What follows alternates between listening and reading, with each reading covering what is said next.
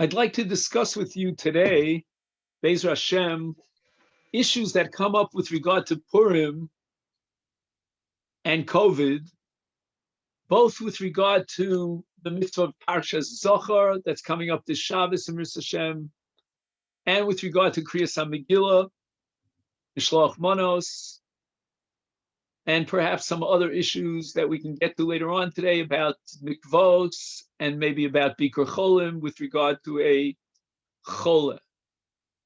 So let's begin with Parshas Zohar. Now you should have in front of you a printout of what's called in Yonei Purim. So we want to go through that. And it's 3 pages long. Now, l'chatchila, if everything was perfect, we would all go to shul, obviously, for Parsha Zohar to hear the Parsha with a minyan. Because the Shulchan Aruch paskins that this mitzvah is ideally b'tzibur. Although on a doraisa level, we could fulfill the mitzvah by remembering Amalek, but midrabanan at least, and some say it's doraisa, we require to fulfill this mitzvah through Kriyas HaTorah. And Kriyas HaTorah is what's called a davar shebekdusha, as the Mishnah formulates it in Masechta Megillah Chav Gimel, and ein davar shebekdusha pachos me'asara. Now, with regard to Parshas Zohar, obviously there's no option of hearing it over the internet. That's not going to be permitted on Shabbos, obviously, and therefore the ideal situation l'chatchila would be to show up in a minyan and be mekayim the mitzvah of Zohar through Kriyas HaTorah, and that has to be once a year. And we'll see about the possibility b'di'eved of fulfilling this mitzvah when we read the parsha itself, which could be another Shabbat. So let's say, for example, there was no issue of quarantine when we read Parshas Kiseitza a long number of months ago. What were Yotzei the mitzvah of Zohar by hearing Kriyas HaTorah on Parshas Kiseitza? Someone even suggests that on Parshas B'Shalach, which ends with Amalek, we could be Yotzei the mitzvah of Kriyas HaTorah, the Parsha of Amalek. Obviously, if all things were ideal, l'chatchila, we show up in a minyan, we have Asara, and we read Parshas Zohar B'Tzibur. However, what do we do in the case of it's impossible? A person is in quarantine, they cannot show up for the minyan. What do we do with regard to Parshas Zohar? And the question that we're going to address is, in a b'di'eved situation, a shasat chak, it's not the normal ideal circumstances. Can I just simply read the parsha b'yechidus and fulfill my mitzvah of Zohar? Now, if we have a Sefer Torah, for those who happen to be very, very fortunate, they own a Sefer Torah, obviously they will not have the kiyum of Zohar B'Tzibur. They will read Parsha Zohar from a Sefer Torah b'yechidus without any bracha. So that the bracha has to be recited if and only if you have it tzibur, because the mitzvah of Zohar is fulfilled through Kriyas HaTorah b'tzibur, and the bracha that will recite over Zohar is the bracha over Kriyas HaTorah b'tzibur. If you're b'yechidus, you're alone, you're in a situation where you cannot go to shul, then although you may be able to fulfill part of the mitzvah, by reading Parshas Zachor from Mitoch HaKsav, Mitoch HaSefer, from a Sefer Torah, but there would be no bracha in such a case. Because again, I cannot overemphasize that the bracha was established over Kriyas HaTorah B'tzibur. Now, the real question here, and this is the Magen Avram's major breakthrough, and as you know, I don't have to tell you, the Magen Avram is the pillar of Psak for Ashkenazic Jews, second only perhaps to the Ramah. That if you don't have the ability to go to a minyan, you don't have a Sefer Torah, you can fulfill the mitzvah of Zechiras Yetzias Mitzrayim, B'Shmias HaKriya de Shachris B'Purim. Now again, I'm not telling you that between this Shabbos and Purim, you're going to be able to go to shul. But if that becomes a possibility, then on Purim, when they read the Parsha of Amalek, you can be Yotzei Yochiyuv. So you weren't Yotzei this Shabbos for Parsha Zachor, but you were Yotzei next Shabbos. And the radical chiddush here of the Magen Avram is a twofold chiddush. Chiddush number one is that there was a designation by Chazal that this Shabbos is Parsha Zachor. The Magen Avram says, fine, if all things are ideal, that's when you makayim the mitzvah of Zachor on the Shabbos before Purim. But if that's impossible, you could be makayim the mitzvah of Zachor on Purim itself. That's chiddush number one. Chiddush number two is that you can be makayim the mitzvah of Zachor without reading the parsha of Ki Teitzei, but rather reading from the parsha of Bishalach.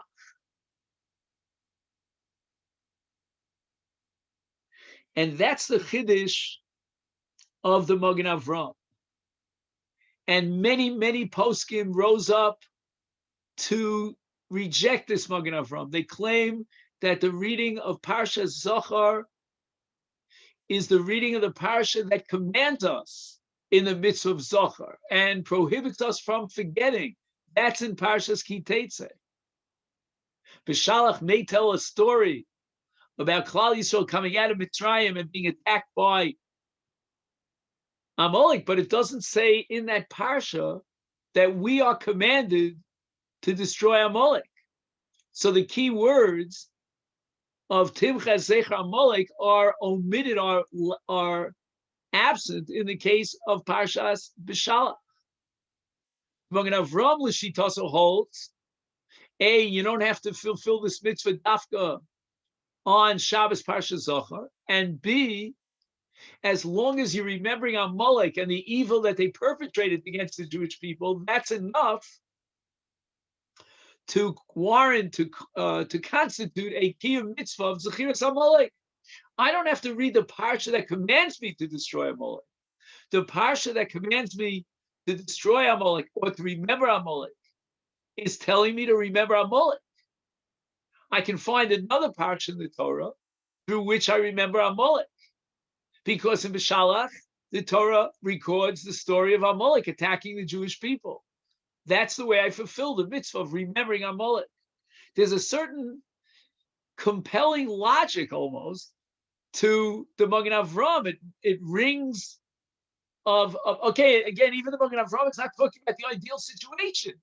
Obviously, the Magen Avram agrees that if all things are perfect, you come to shul to hear Parshas Zachor, which is read from Ki Teitzei B'tzibur in Asar B'Beis HaKnesses. He's not denying that. But certainly he says the bare mitzvah of Zechiras Amalek, which comprises two elements. Number one, Kriyas HaTorah B'tzibur, and number two, remembering Amalek. Those are the two key variables. And I can be behind those two key variables, even on Shabbos and Purim, or on Purim itself. Here in Yerushalayim, we have Purim on Shabbos, but I'm talking in Chutz La'aretz, where Purim is going to be on Thursday and on Thursday night, Friday. You could be makayim the mitzvah of Kriyas HaTorah B'tzibur, remembering Amalek, by reading Parshas Bishalach. It doesn't include the mitzvah of Zohar and the mitzvah of Machias HaMolek.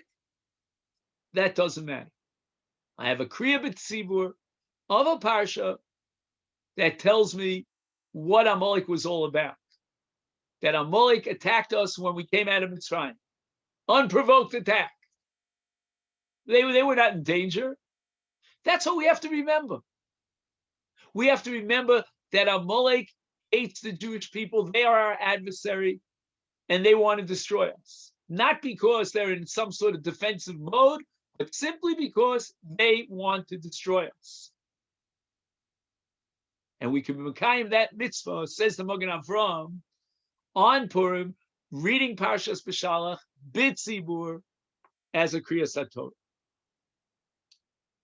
Now, the question is as follows. Yeshe Itziu she'ulai kedai l'sader lachzor v'likros odapam Kriyas Parshas Zohar bechem miyemei achol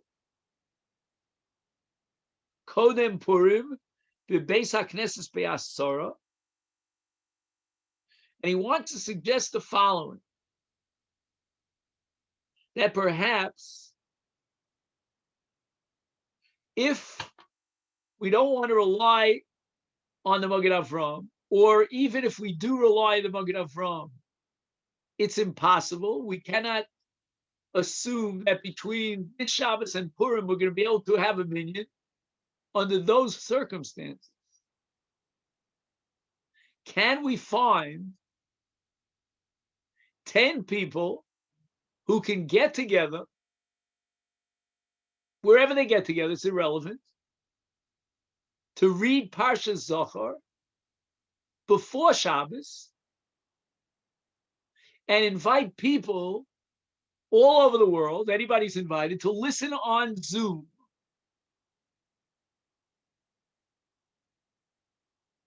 Now, there are two issues here. Number one, are we going to allow for the Kriyas Parshas Zohar before Purim?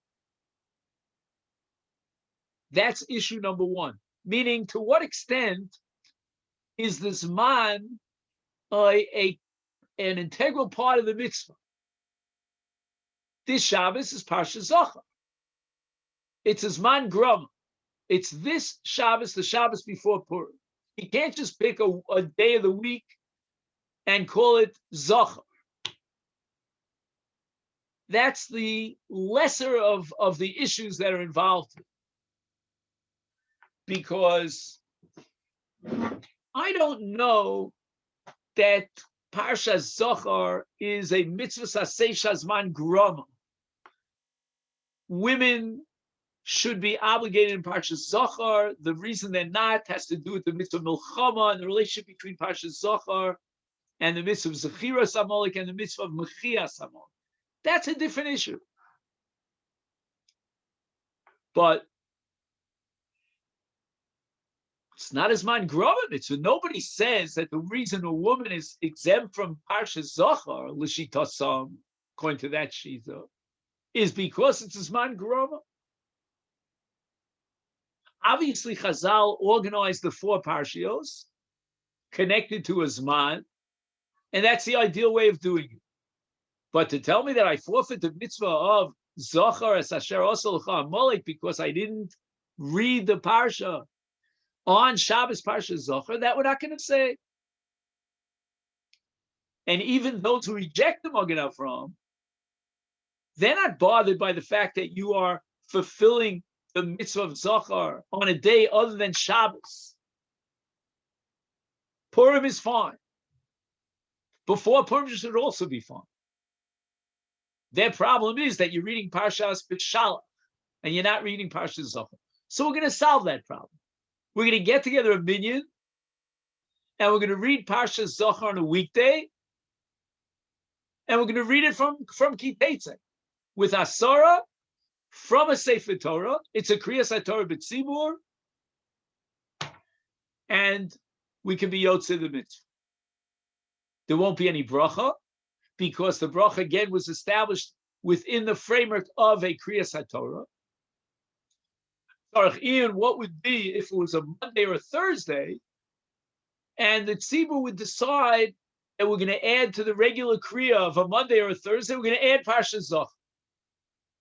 I don't think it would fly. But that he doesn't address that question. Now, the advantage of getting these 10 people together on a weekday, when these people will show up in shul on Parsha Zach. We're going to get them together tomorrow, Friday, whenever it is. The advantage is that now we can broadcast it over the internet through Zoom. Now, if there's somebody here who never heard of Zoom, I don't know what you're doing here. Just kidding. So we all know what Zoom is, and we're going to be Yotzei the mitzvah of Zachar over Zoom.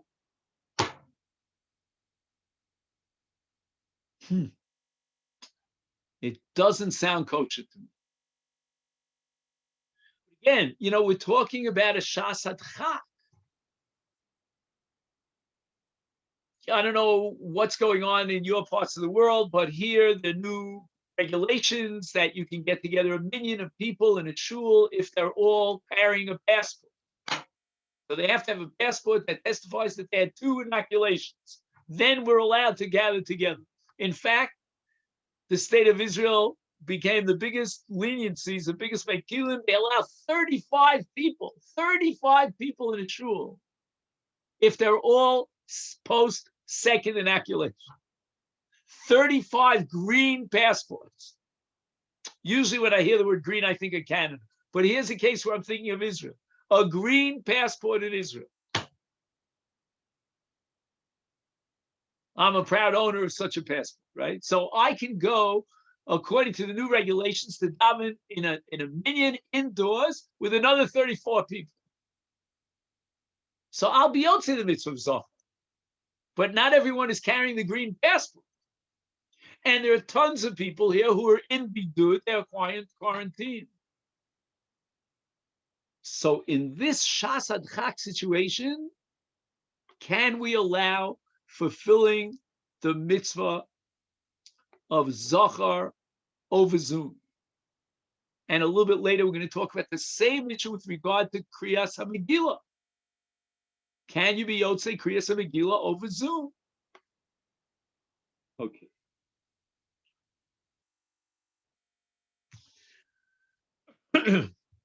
So we're going to combine these two issues together.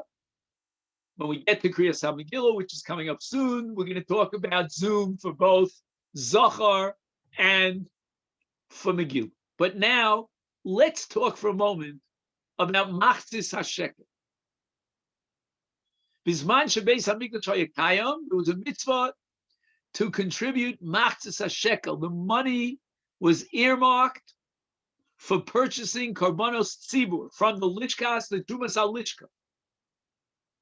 And back at the time of the Gaonim, they wanted to institute what's called Zecher L'Machzis HaShekel. We don't have the Beis HaMikdash, but we should remember what it was like when the Mikdash stood, and we want to duplicate the Machzis HaShekel. The Kamu Alehem Misnagdim, and there were many, many who rose up against this. They rejected this idea of a Zecher L'Machzis HaShekel,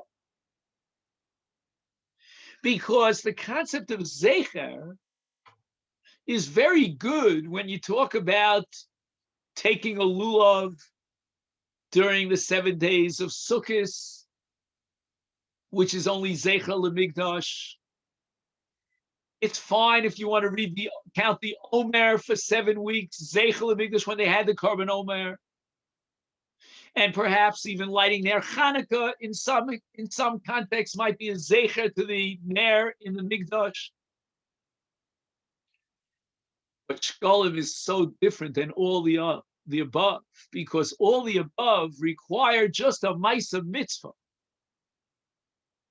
There is no relationship to bringing a korban, neither in the case of taking a lulav or in the case of counting days of the Omer.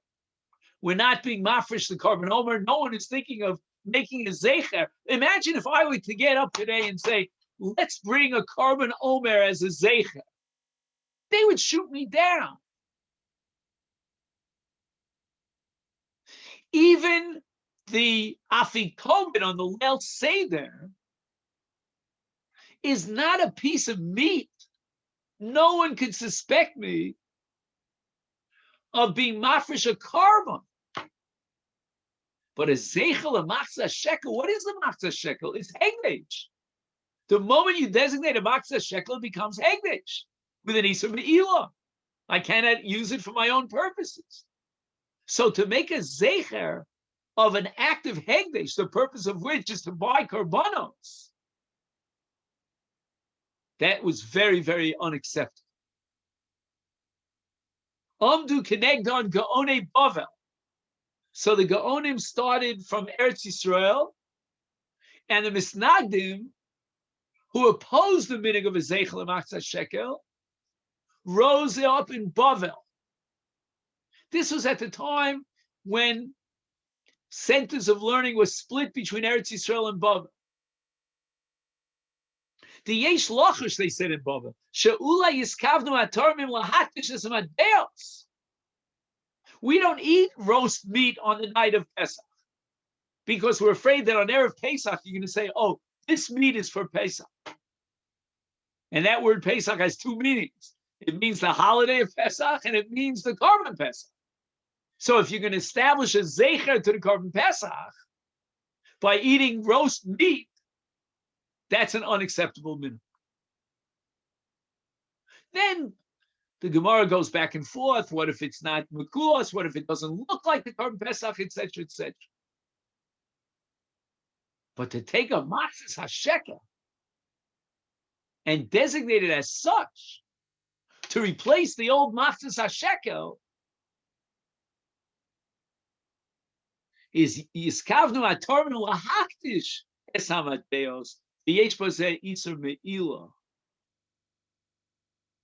What do you mean isur me'ilah? I'm giving it to tzedakah. Where's the me'ilah? The answer is giving it to tzedakah is me'ilah. By taking those funds and divvying them out amongst the poor people, that's me'ilah b'hegdesh. So I both have to tell you, this whole institution of zeichel and machzah shekel is problematic.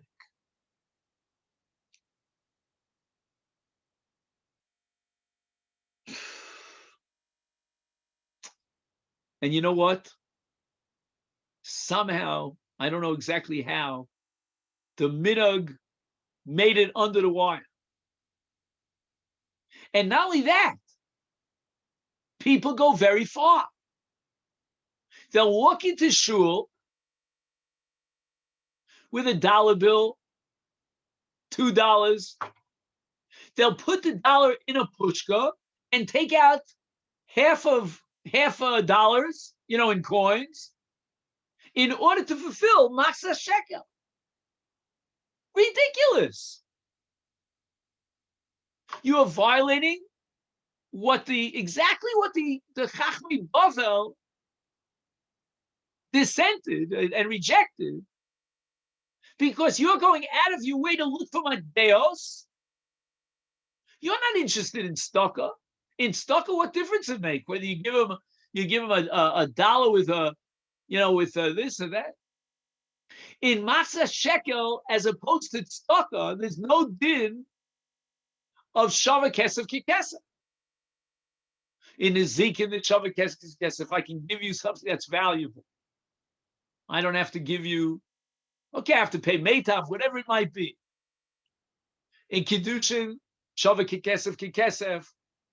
Tzedakah, shava kesef kikesef. In all dinei Torah, shava kesef kikesef. $1 bill is just as good as two $half. But not in machzah shekel. Machzah shekel is gzeres hakos, and the Torah wants machzah shekel. And now he goes out of his way to prove that he is doing machzah shekel. He's not giving tzedakah to the aniyim. If he were giving tzedakah to the aniyim, let him pay with or those coupons. I remember in Canada. You remember, you buy the coupon. I don't remember what each coupon is worth. They have different values, right? So there's going to be a value called a maxis hashekel. Here, I think a maxis hashekel is 32 shekels. I don't know, different sheet is exactly how much a maxis hashekel is. He says, "Kola inyunu eino el zecher lemaxis shekel ve'im yakpid b'dafko lite matbeos v'lo kesef," meaning not paper money. His kpeda is a statement, is a declaration that he wants to be makdish these matbeos, because if he's just giving tzedakah and a zeichel lemaxis shekel, why is he cashing in this dollar bill? What do you mean the aniyim don't want to take dollar bills? Trust me, they'll be very happy with dollar bills. They don't need your coins.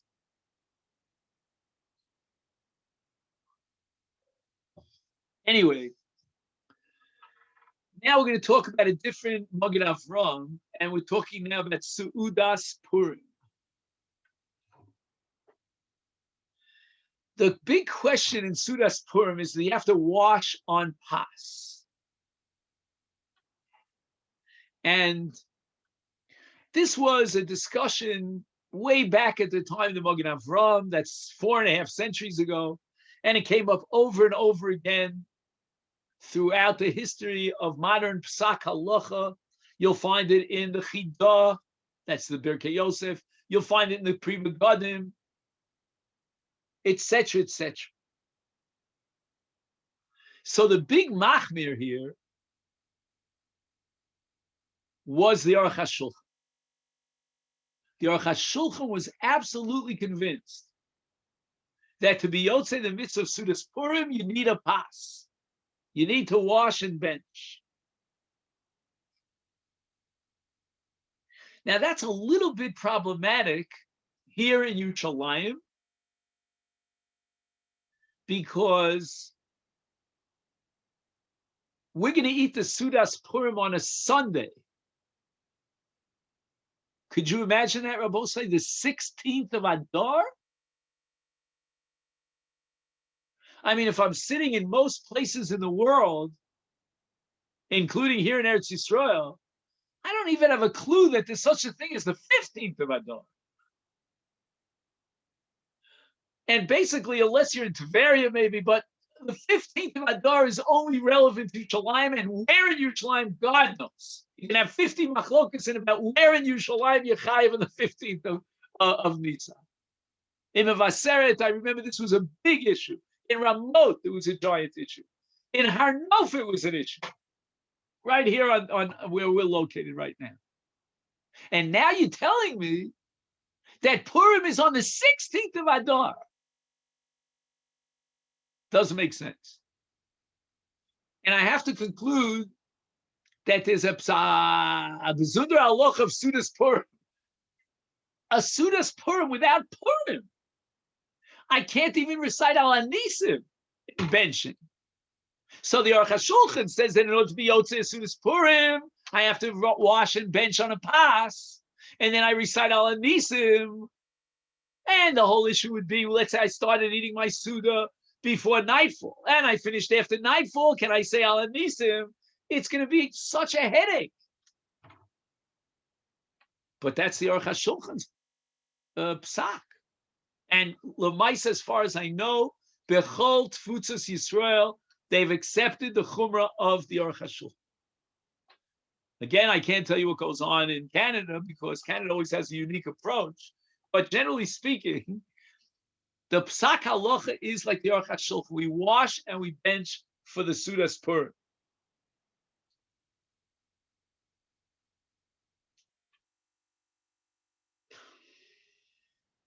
Then we have another issue. Do we have to eat basar? The Rambam says that you're not yotzei the mitzvah of Sudas Purim without basar and yayin. The Shulchan Aruch doesn't seem to accept the Rambam, which is very unusual. And you could be yotzei with fish. You could be yotzei with tuna fish. You could be yotzei the Aruch HaShulchan shita with a tuna sandwich. I don't recommend it. That's not a Sudas Purim. But technically, according to Shulchan Aruch, even if I accept the Aruch HaShulchan, I can wash and bench on a tuna sandwich. I would suggest adding whatever you like, some mayonnaise, some pickles, whatever you like to add. Maybe you want a baguette. And Baruch Hashem, you have plenty of good restaurants in Toronto that I can testify to. And you'll be yotze your Sudas Purim with a tuna sandwich.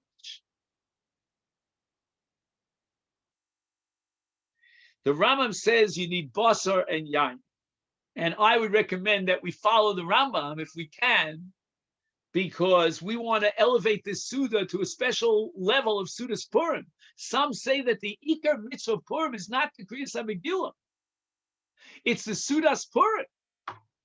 And that's Adelo Yada. I don't know if you take it literally or you don't. That's going to be an issue in Clanton Park, I'm sure. But wherever you are on the face of the earth, Adelo Yada. I have Inish Lipsumi. I don't have to sing the song for you. You know it better than I do. So Ein Simcha, Ela B'Yayin. And the Rambam adds Basa. The entire Seuda for which we commemorate Sudas Purim is going to be the Seuda of Achashverosh. And Chazal say the meat was glad kosher. I don't know. I'm not so sure about it, but that's what the Gemara seems to assume.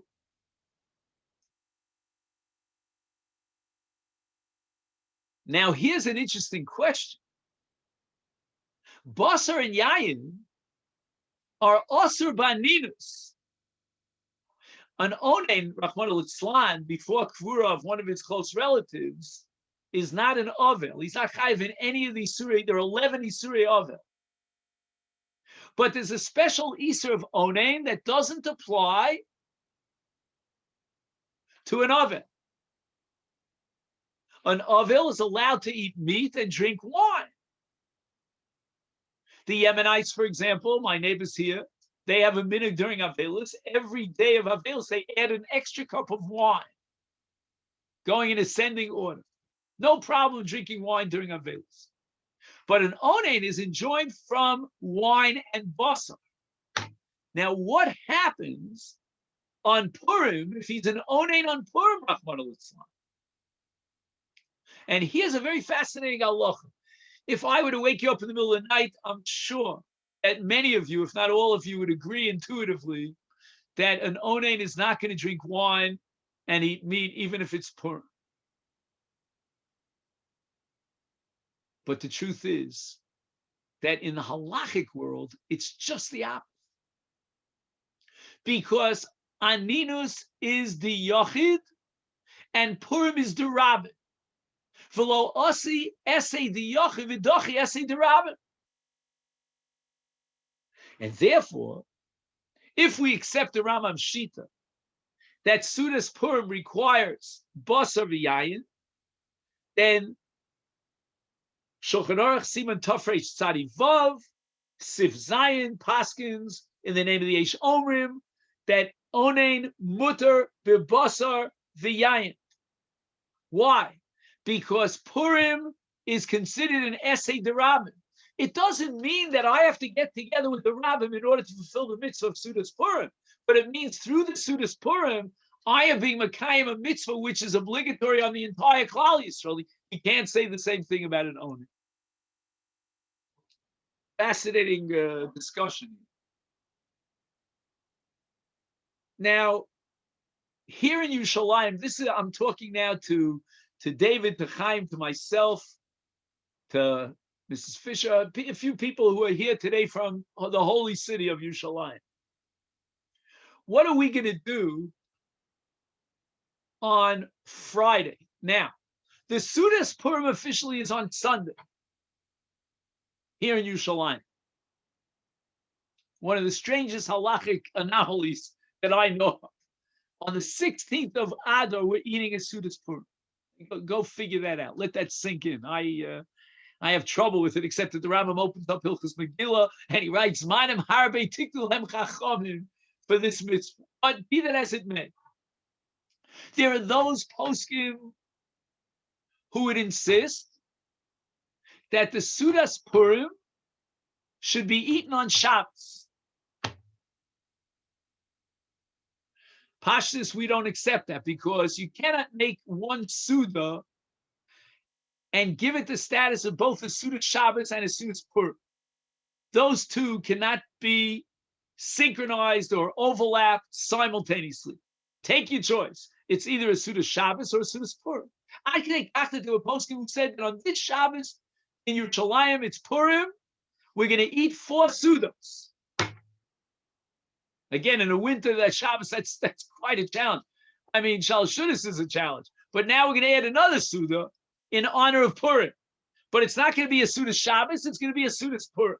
And this Shita was pretty much rejected by all the poskim because even if you eat a 4th Suda, it becomes a Suda Shabbos. Or Raya, you recite Ritzeh. So you cannot be Makayim the mitzvah of Sudas Shabbos, of Sudas Purim with the Sudas Shabbos. But there are those who wanted to be Machmir. So what do? Now let's take it a step further. There are poskim who say that the Sudas Purim should be eaten on the 14th, in the case that Shabbos is the 15th in Yerushalayim. So imagine it's Erev Shabbos. You spent the entire morning doing whatever you were doing. You have, the mitzvah of Mishloach Manos, whatever the mitzvah. Well, Mishloach Manos probably is postponed till Sunday as well. And you're going to read the Megillah on the 14th, both at night, Thursday night, Friday morning. The Aniyim are coming around. You're giving Matanis Levaniyim. This is what you're busy with on Erev Shabbos. Now, it's the afternoon, Erev Shabbos, and you want to eat a Sudas Purim. It's going to last for hours and hours. And it's Shabbos. Before you know it, it's Shabbos. As you all know, I don't have to tell you, there's a sugya of Masechet Pesachim about this very case. It's called Pores Mapu Makadesh. So I start my Suda on Friday. When it's time for Shabbos, I cover the Chalas. Some say you have to cover the entire Suda, the entire meal. Make Kiddush, and continue your meal. Garnish Kishen. Nothing terrible happened. Pores Mapu Makadesh. That's how we paskin in the Gemara. The Gemara paskins Pores Mapu Makadesh. But there are those poskim who say that that's b'diavad. So eat your Sudas Purim on Thursday morning. I don't know what kind of Sudas Purim it's going to be, but eat it on Thursday. I'm sorry, did I say Thursday? I meant to say Friday morning. Sorry. On Friday morning, you should eat your Sudas Purim. Forget about Pores Mapu Makadesh. It's not the most comfortable situation that we find ourselves in. So he quotes here the tshuva of the Maril. As we discussed on many occasions, the Maril was from the Amudei Apsak for the Ashkenazic Jews. And he writes that Pores Mapu Makadesh hu inyan shel b'diavad. It's not something that we want to advocate. So what happens if Purim is on Erev Shabbos, like this year?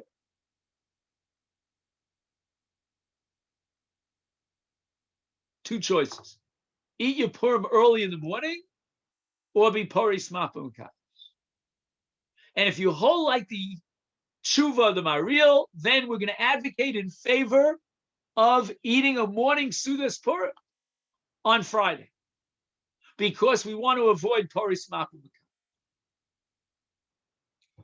You know what? I would say the following, that even the Maril, who advocates and recommends that Pores Mapu Makadesh is a b'diavad, in this case, he would advocate in favor of Pores Mapu Makadesh.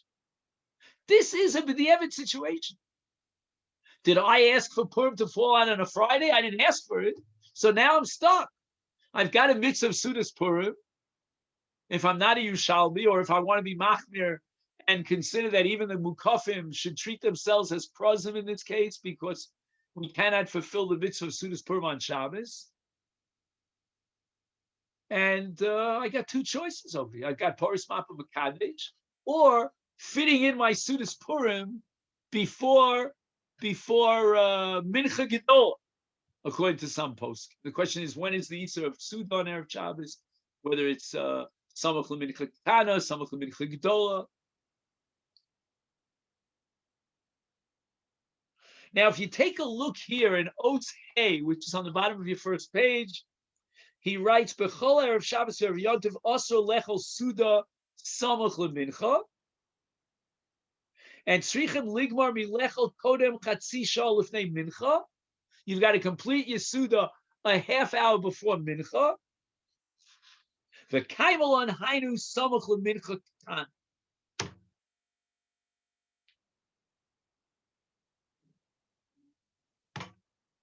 So far, so good. Mincha Ketana, you got a good couple hours. But again, back to the Maril. The Maril says Samach LeMincha Gedola. I don't know what time Simcha Mincha Gedola is. Let's say here it's about 12:30 p.m. Half hour after noon. So here's your option: to eat your Sudas Purim the morning of Friday and complete the Suda by 12:30 noon. That's what you're going to do. And the Maril is going to be very happy. Because the Maril doesn't want Poris Mapa Umakadesh. And he wants to fulfill the Isur of not eating a Suda on Erev Shabbos by Mincha Gedol, not giving you that extra couple of hours till Mincha Ketan.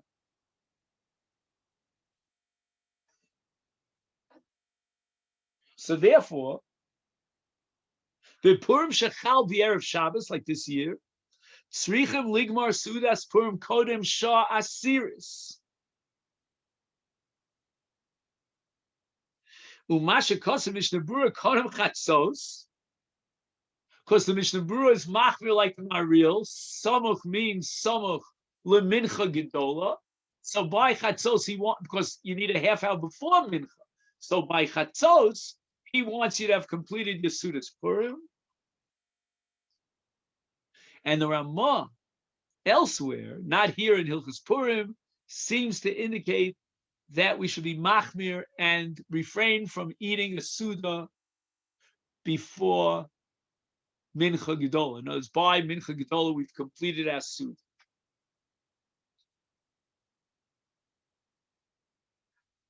What should I tell you? I mean, it's like one chumrah on top of the other chumrah. You know, bad enough that you're not willing to do Poris Mapa Makadesh because of the Maril who claims it's B'di'evet, and this is not a B'di'evet situation. On top, you're going to be machmir that Samach L'Mincha for every Erev Shabbos, Erev Yontif means Samach L'Mincha Gedol. It's one chumrah on top of the other. And it makes Purim this year into a very, very kind of restricted celebration.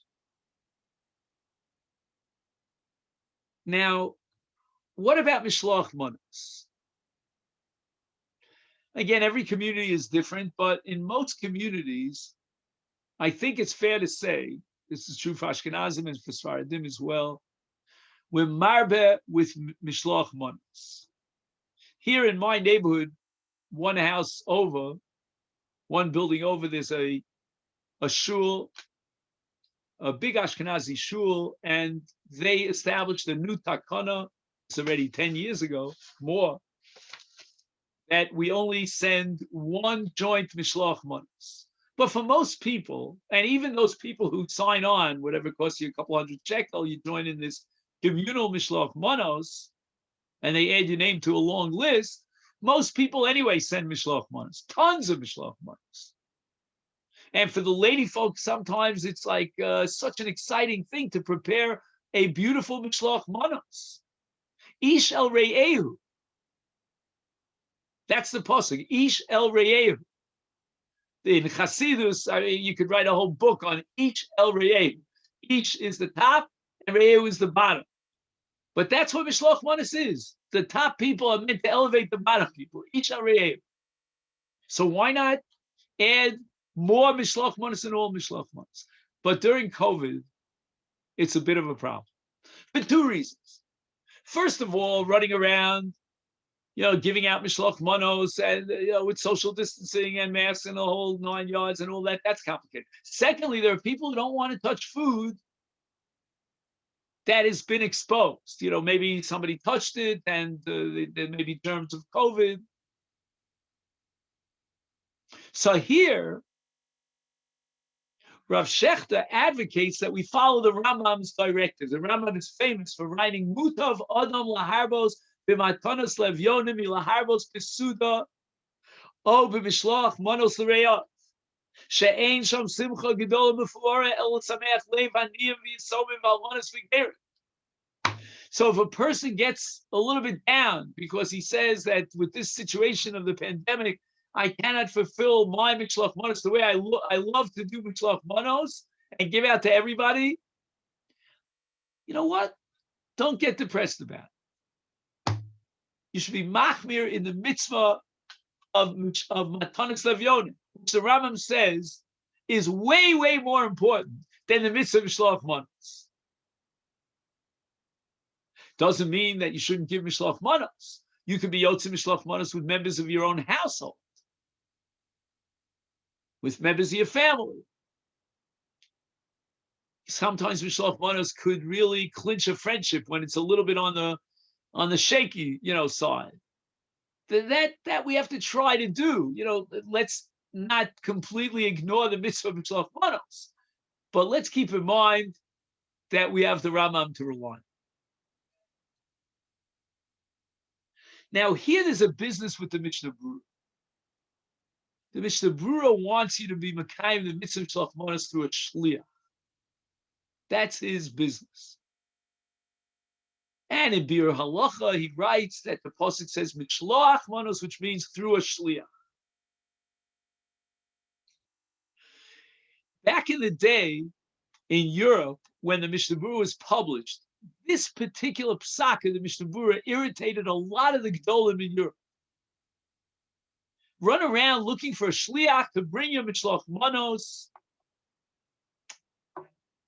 It's a chumrah shelo b'mkoma because you're going to inhibit the whole mitzvah of Mishloach Manos. I got to run around finding a shliach. So if you live in a massive apartment building and there are tens of religious families, okay, so you'll ask your neighbor, be my shliach. Some people say to the husband, be my shliach, and it's from one wife to the other, one husband to the other. Give my wife, she'll be a shliach. And that's fine. But the very essential issue of do I need a shliach for the mitzvah of Mishloach Manos, especially now during this pandemic, go ahead and find somebody else who's going to bring you Mishloach Manos. That's already again, as I said before, a chumrah on top of a chumrah.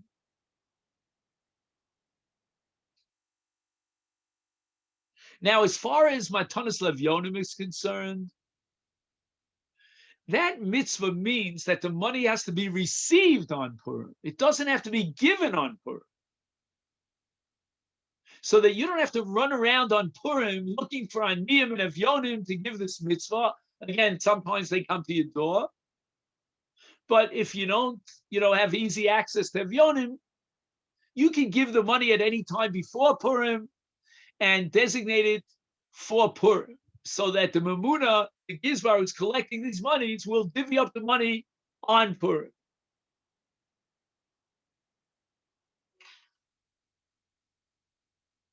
Now there's another issue here. Is there a possibility of Anoshim Rabim Shemevakshim Memuna Achas Sheyishlach Monos LeBen Adam Echad? This is really reducing the mitzvah of Mishloach Manos to its barest minimum. You can have one person bringing Mishloach Manos from 10 different people to one person. And here we have a kula, and there are mekilim. I'm not sure who they are, but they were are hinted at here in this psak that they can all fulfill the mitzvah through one person who's receiving it in a gigantic mishlach manos that 10 people contributed to. And that's what I told you is the minhag here in our local Orthodox Ashkenazic shul. When I say Ashkenazic, I mean these are real Ashkenazic. They're Dutch.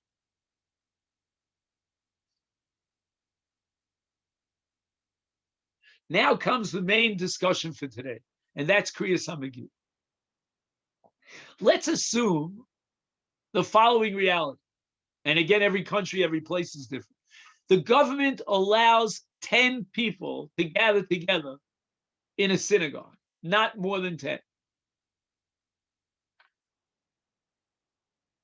By the way, I don't know if you heard, to me, this was a little bit of a shock. I was very happy about it, that the Rabbanim in Lakewood signed a cruise that this year, Purim, we're not going to allow any big gatherings together and hooplas during this pandemic. To me, that was a big chiddush, you know. I mean, it should be a double portion. I shouldn't be surprised. But if, you know, Lakewood is Lakewood, so that's it. In any event, what's going to happen now? We need to create multiple minyanim, one after the other, whether it be on the night of Purim, whether it be on the day of Purim. This year it's particularly challenging because the day of Purim is Erev Shabbos, and we're going to have to get 10 people together, scoot them out, another 10 people, and again, we're going to have the issue of starting as early as possible, both at night and during the day, so that we can end as early as possible and bring in the next minyan.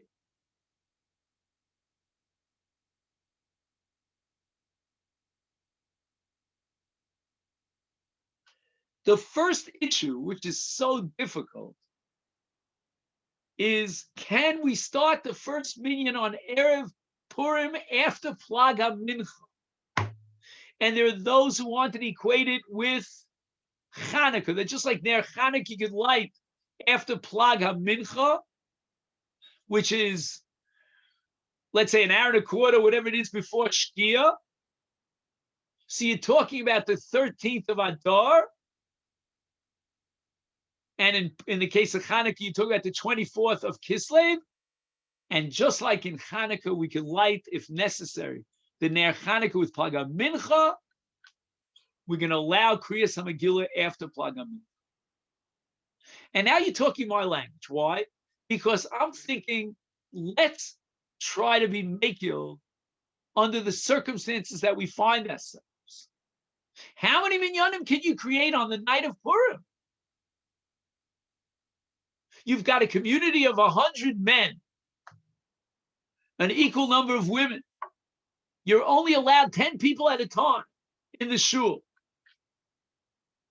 Again, I'm not saying this is the reality I'm just imagining that in many places in the world. If there's no Shas Adchak greater than this one, for a mitzvah of Megillah, I don't know what Shas Adchak is then. How many minyanim can you get in one night of Purim with 10 people at a minyan? So therefore, let's rely on this opinion that we can read the Megillah as early as Plag HaMincha on Erev Purim.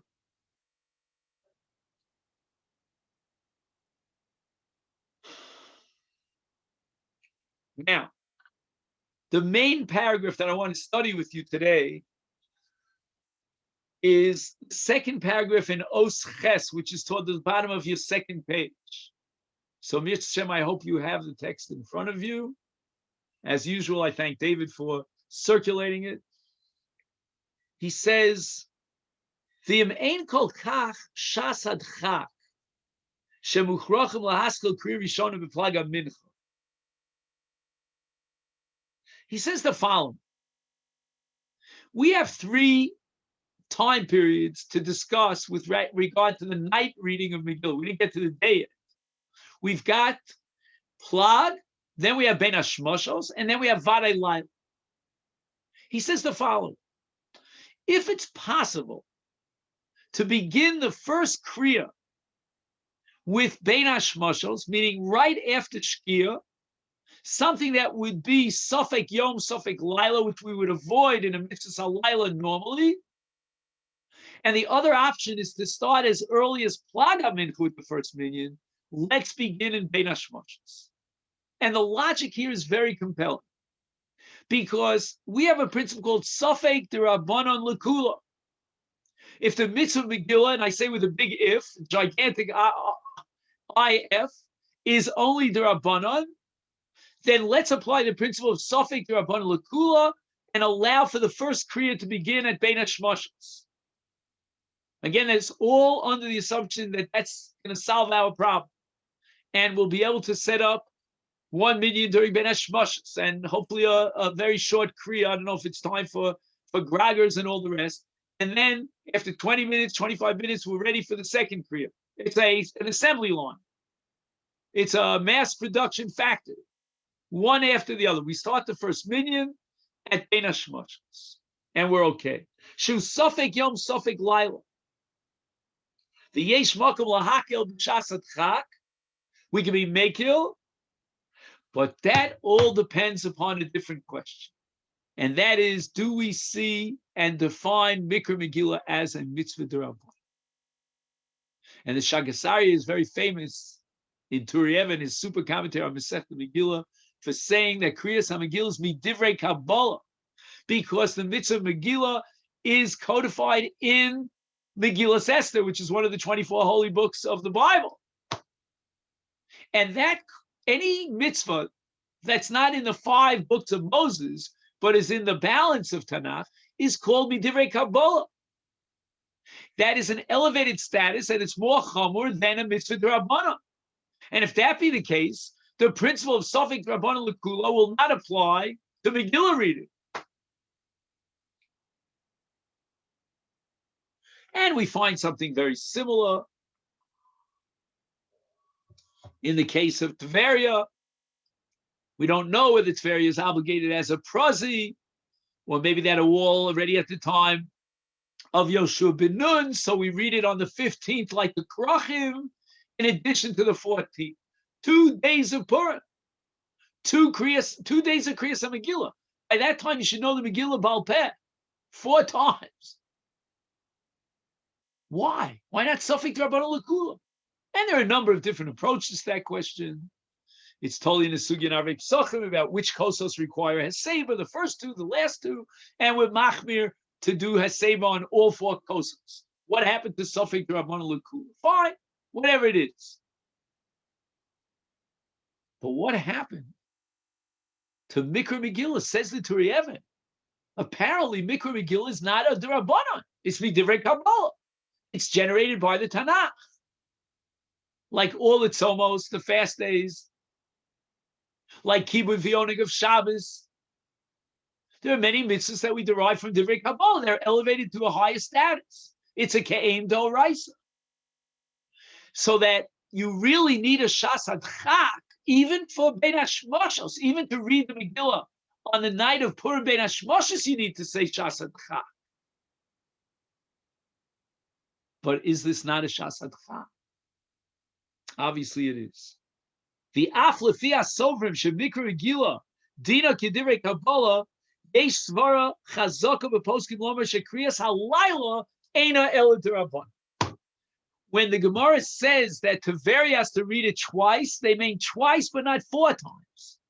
The Kriya of the day will take place on both the 14th and the 15th, but the night Kriya is certainly only D'Rabbanan, and therefore Suffolk D'Rabbanan L'Kula.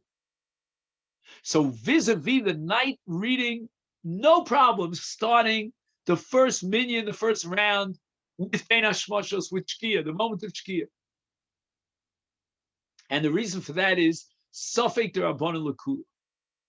And don't hit me with the Turi Even, and it's a Divrei Kabbalah, there's no Suffolk D'Rabbanan L'Kula, because that's only as far as the Kriya by day.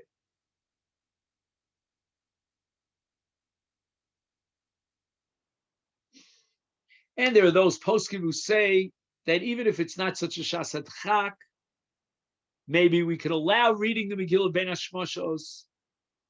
Other poskim say that shalom b'shasat chak, we should not be makil in a suffix like ben Hashmoshos, because although suffix Rabban Lakula, you don't deliberately create a situation and jump into it actively and apply suffix Rabban Lakula. Suffix Rabban Lakula means that you found the situation of suffix.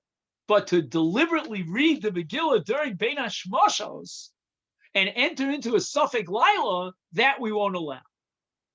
But unless it's a Shasat Chak Gadol,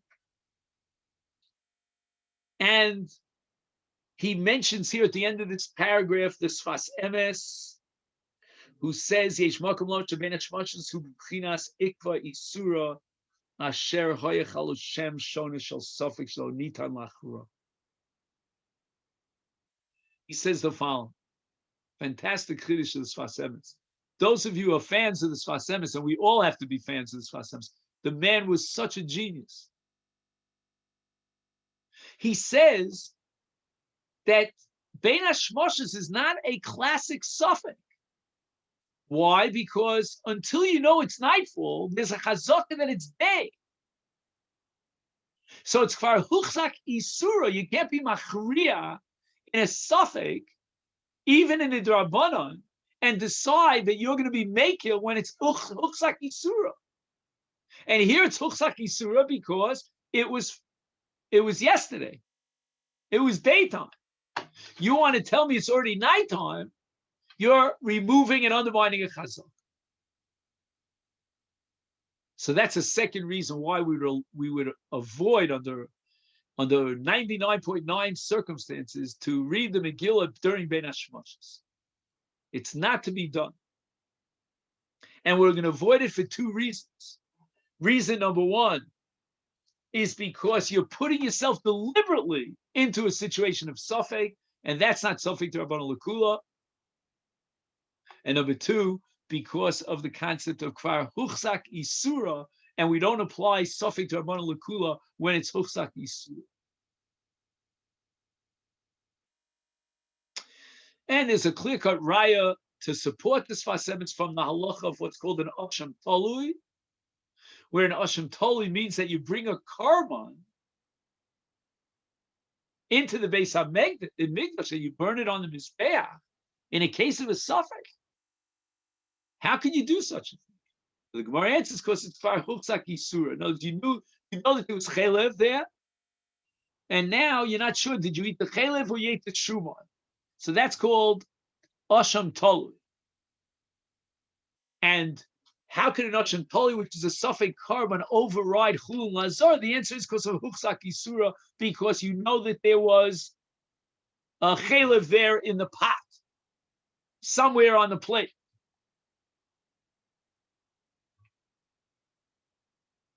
And therefore, if we can do justice to Kriyas HaMegillah B'Layla, we will wait till Tzeis HaKochav. So now we have the three Zmanim. We've got Plag, which is really Shasat Chak Gadol, and we're going to rely on the equation to Ner Chanukah. We have Ben Hashmoshos, and we rely on the position that Ben Hashmoshos is a classic case of suffix d'Rabbanan, and there are two chidushim here. Number one, that there's no huchzak isura, suffix l'kula, Ben Hashmoshos, we can be makil, and number two, that Kriyas HaMegillah is only d'Rabbanan, which is very likely because it's at night, and that's the night before Purim. I never understood in the yeshivas, they have minhagim that are so strange. They do all the crazy things with the dust and the dancing and at night of Purim. The night of Purim is not really Purim. Purim is during the day. Ayomim ha'elu nasin. Rabbi Yeshua ben Levi added a takana way later than the Gemara, later than the Mishnah, that we should read the Megillah at night. That's not the same as the Divrei Kabbalah. When Esther and Mordechai codified the mitzvah of Kriyas HaMegillah on Purim, they were talking about the day of Purim. That's why you can't be Yotzi Sudas Purim at night, and you cannot be Yotzi B'Shloch Manas at night, and you can't be Yotzi Metanis Lev Yonim at night. It's all during the day. Narvos, there's a Kriyas HaMegillah at night, the night before Purim. But to make that into the Iker Simcha of Purim, that's fakru. Again, in the yeshiva, maybe you want to do it because it's a great opportunity. Sometimes the yeshiva bachrim, when they get into Purim, it has an impact on them for the rest of the year. I don't mean to drink. He says, but a less brera mamish shahakil lismoch atzad sheitzi agon Ramosha Feinstein b'tshuva. Oh boy, Ramosha got it for this one. And Ramosha said that we should derive our conclusions about Mikra Megillah from shofar. And that's the din of Shama Kol Havar.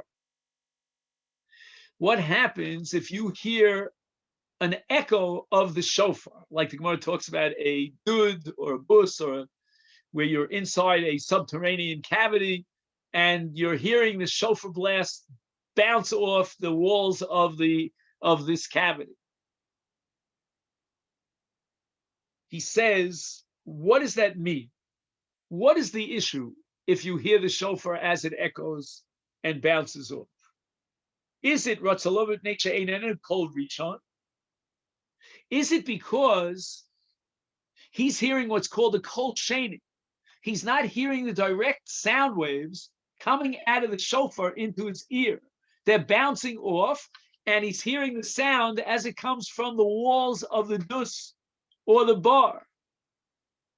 Or no, that's not the issue. Says Rav Moshe, Kol Sheni is just as good as Kol Rishon. The issue is that you can't hear the shofar clearly if you're hearing an echo. An echo is not as clear as the voice itself.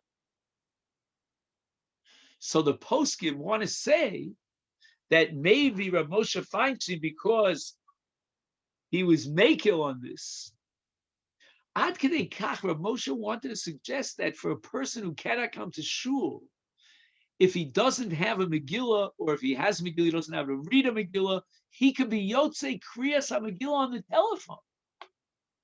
He could hear Kriyas HaMegillah from a microphone. And we know, the Lubavitcher Rebbe wrote extensively on this because, the Rebbe studied engineering in one of the finest universities in the world. A lot of people don't know that about Lubavitcher Rebbe. By profession, he was an electrical engineer. I don't think he ever worked as such.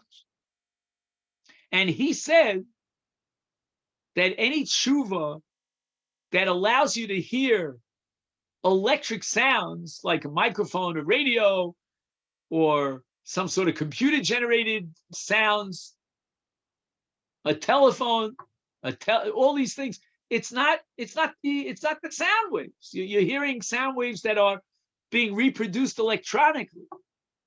You're not hearing the sound directly. It certainly is kol avar.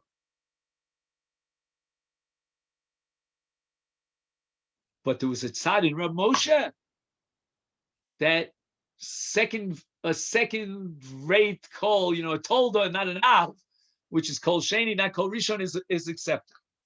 When the Gemara says that you cannot be yotzei in shofar with a kol avar, the Gemara has in mind that you're not hearing it clearly. You hear it over the phone, then you're hearing it clearly.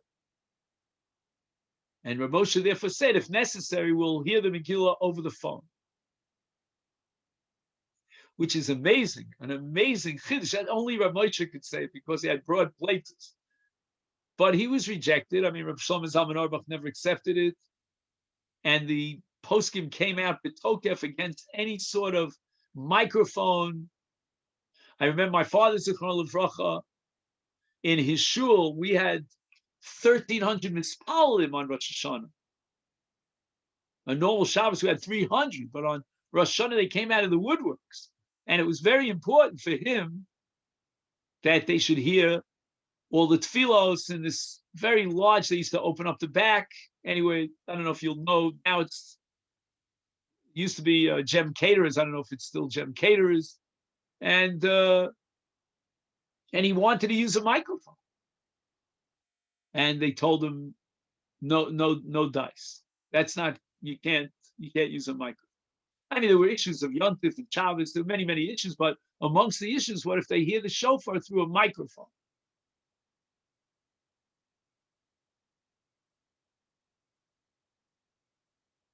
But in the last paragraph here, he writes, "V'kula zu l'shmoa derech microphone yisoda b'chlal hamofia b'gemara dektayu raploni l'smoch olav b'shasad." The Gemara says in many places that we clearly reject the shita. It's a das yochid, but b'shasad chak we're relying on das yochid. If Rav Moshe was matir in a tshuva nigras Moshe to hear over the telephone the Megillah reading, then we have a shasad chak in people who are in quarantine.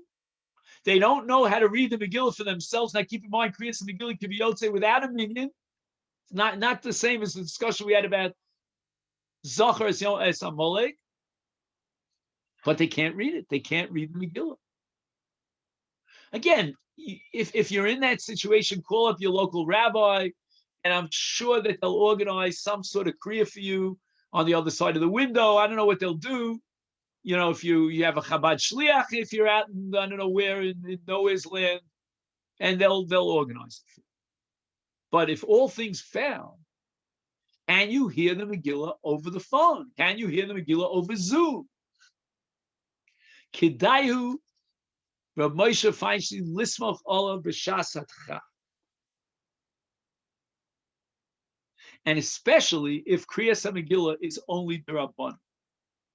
Because if there's a case of Shasat Chak, and we're going to be Somech on a Das Yochid, it certainly should apply to a mitzvah D'Rabbanan. And if we assume that in the case of a mitzvah D'Rabbanan, we can rely b'Shasat Chak on one Das Yochid, normally, if it's not a Shasat Chak, there's no suffix over here. It's very hard to introduce Rav Moshe's tshuva about the definition of kol avara and allow listening to sounds over the telephone waves and so forth. It's very difficult. There's no suffix. But we're going to create a suffix b'Shasat Chak on a mitzvah d'Rabbanan.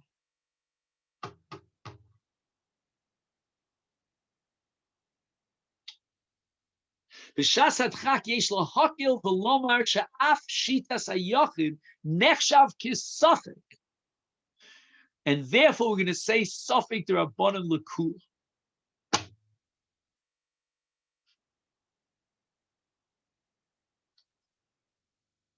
I don't know. I think we're really crossing all lines over here. You know, we went from one extreme to the other. You know, we started with Parshas Zachar, and we went on to, you know, issues about chumras upon chumras, and then we started with Kriyas HaMegillah, and we had another chumrah and another chumrah and this and that. But now we're going, I think, to the other extreme. And personally, again, I'm not your local Orthodox rabbi. I would not advocate organizing a Kriyas HaMegillah over Zoom. Parsha Zachar, Veisach nicht. Parsha Zachar is the mitzvah of Zachar. You've got a minyan gathered together. You've created a chefetz of Kriyas HaTorah, and your pirsum, your public publicity is to listen to that Kriya. That I can hear. Add to that you may have heard Kriyas HaTorah on Parshas Ki Tetzei, and you had in mind the mitzvah of Amalek. Maybe you heard Kriyas HaTorah in Parshas B'Shalach. You had in mind Amalek. Maybe you'll hear the Kriya on Purim and rely on the Magen Avram. You know, there are many, many kulas here. Even with regard to Parshas Zachar, I feel very uncomfortable about this idea of Zoom. But okay, but Megillah, once we start playing games with Kriyas HaMegillah over the phone, over Zoom, I don't know where it's going to lead to. I mean, if this is the end of the world, in other words, you know, nobody tells you when this pandemic is going to end. And now they're talking, I don't know if you heard in New York, that they have a kabel panim, the tupim mecholos for the COVID from Africa. You know, they have their first case. And in New York, you know, things move at the speed of light, you know. So I don't know, you know, if you want to say COVID is the end of the world and this is where we're at, It's already been a year since last Purim. So okay, start with mices with Zoom. I don't see it that way, but he wants to rely on Rav Moshe Feinstein and Hidayu B'Shasat Chak Lismoch Al Das Yoch. And even though it's not a suffix, he admits, but it's still a Das Yoch. This question? David? Okay, so so my question is, assuming that you think that Kriyas Megillah, you're not Yotzei, etc., other than Rav Moshe, then this is my question to somebody else who actually Paskins, we're not going to make Zoom Megillah reading. Oh, really? They said that? Yeah, and I can identify with that. I'm fighting it. I'll tell you why. I say with the logic you're saying that you're not Yotzei anything with Megillah electronically, then why make Zoom Minyan B'chlal? There's no point. It's the same argument. It should be either none or both. You're not Yotzei Tefillah B'tzibur or Zoom anyway. Oh, in your part of the world, there's Zoom Minyanim? Every day of the week. So last year, of course. Every week. Yeah, why didn't you tell me that David, a year ago? We never considered that to be a minyan. That's right. So why do it? It was just a way to get together and daven together. Okay, exactly. So the Megillah is you include people who can't be included, and at least that. It's not you say anything, at least you're including them. To me, that makes eminent sense. All right, look. I see what David is saying. David is saying, let's be consistent. If you have this kind of zeichel over, it's not a real minyan. Exactly. But, we're waking up the dead by all zooming at the same time. So why not do the same thing for Kriyas HaMegillah? That's right. As long as you make, I agree with you. There's certain as long as you make a big flashing light announcement that you're not right. your fear. Yeah, right. Exactly. And I wrote the rabbi that said exactly that. I said, make an announcement. We're not. Yeah, but the problem is that people will take advantage of if you give them a little Piskei shel machat, and they'll say, oh, okay, I can listen on Zoom. And that. Oh, I heard that argument too. That's wrong. Also, I'll tell you why. It's wrong because people say I'll never go to shul because I can do Zoom. That's invalid completely. And that's not good either. But so we're including people to the best of their ability. That's why you do it.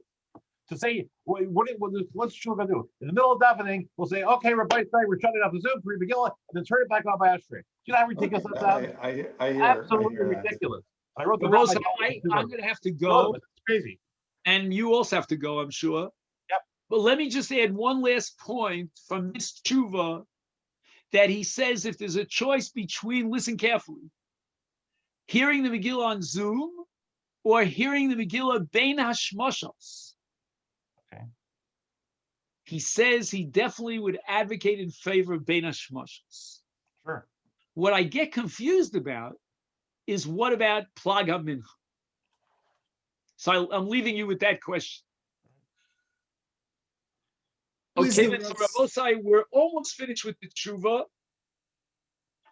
I still have a lot of other tshuvas that I want to discuss with you about mikvos and about Bikur Cholim, and maybe I know the Wednesday Rav has to go. It's a regular day next Wednesday, right?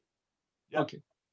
I had a question about women, or any men even. If you say the Iker Chiyuv of Megillah is the day, then can you skip the night one, B'Shas Adchak? Does anybody address that? Yeah, I mean, look, if there's no possibility, then you're going to skip it. In other words, it should be publicized that the Iker is the day. Yeah. So if you're only going to come to one, come to that one. We had this issue in the army, I want you to know, in the Israeli army. We had access at night to a Megillah, but not during the day. And of course, we went to hear the Megillah at night. But we heard about other Chayalim in another base that they actually had a choice. In other words, they could either be at night here and hear the Megillah at night, or be here and hear the Megillah by day. And this was a gigantic machlokus in the Rabbanut, in the army, because some said, well, mitzvah boli yodchal al tach mitzena. You don't have to worry about tomorrow. You got to worry about tonight.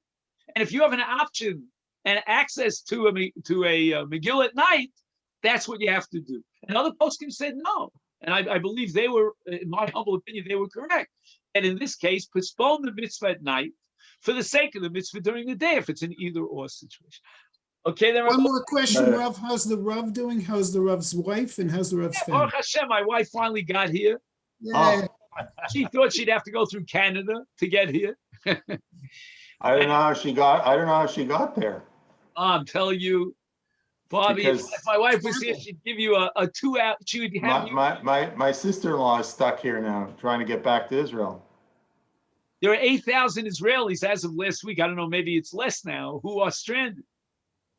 And the family who had COVID, everybody's well? What's going on with them? One member of my family is not out of it yet. You know, he's having a rough time. But it's Hashem, he's doing better every day. It's a little bit better, but I'm a little bit worried about, long term, because COVID has long term thing. But Baruch Hashem, all the other members of my family, and there were many who were sick with COVID. My daughter just got out of Bidud. She had COVID, and now her 2-year-old daughter has COVID, but she's Baruch Hashem has no symptoms. Wow. It's just going like, and you should know there's some people here who bench Gomel that they have COVID because they just want to get it behind them already. We're in such a strange situation. Anyway, let me wish you all the best. So we'll see you next Wednesday. Yeah. And whatever we didn't finish up for today, we'll try to finish up All right. next Wednesday. Also. Thank you so much, Kol Tu.